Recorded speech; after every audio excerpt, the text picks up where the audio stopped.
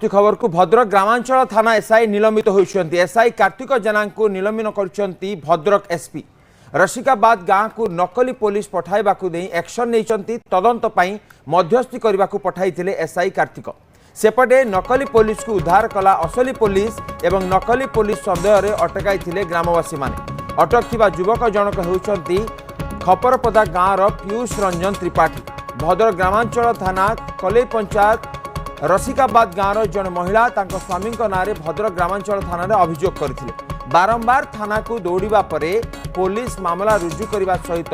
case दायित्व में थाना एसआई पीड़िता महिला को घटनार तदंत करने को गाँव को जीवे बोली कहिथिले मात्र परे अन्य जन को पुलिस परिचय दे नंबर पठाइबा सहित से तदंत करने को जीवे बोली कहिथिले परे संपृक्त बाबू जनक दिन में सरकारी बाइक धरी तदंत पाई पहुंचीथिले पुलिस बोली महिला जनक प्रथमे विश्वास करी तदंत रे सहयोग करथिले मात्र बाबू जनक फोन पर 5000 टंका देबाकू मागिबाकू संदेह हबार ग्रामवासी जणाइथिले परे ग्रामवासी संपृक्त नकली पुलिस को अटक रखिथिले परे ग्रामांचल थाना पुलिस पहुंची नकली पुलिस जनक थाना को आनी पचरा उचरा करने सहित तदंत आरंभ करुछि अन्यपटे महिला जनक मध्य एने थाना रे अभियोग करिसंते एवं घटना रे भद्रक एसपी मनोज राउत संपृक्त अधिकारी को निलंबन करने सह पुलिस जिला हेडक्वार्टर्स को बदली करिसंते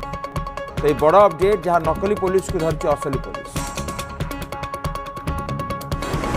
गतकाली एक मामलार तदंत पर आम भद्रक ग्रामांचल थाना जी अच्छा सब इन्स्पेक्टर कार्तिक जेना जड़े व्यक्ति को पठाई घटनास्थल को तेणु जोटा कि आईन बहिर्भूत कार्य बा से एसपी सार गतकाली राति तदंत अवहेला करने सस्पेंड कराई से जो युवक जी अच्छा थाना अटक रखाई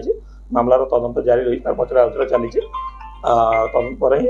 पुनर् सविशेष तथ्य मुझे गतकाली ही से अटक रखाई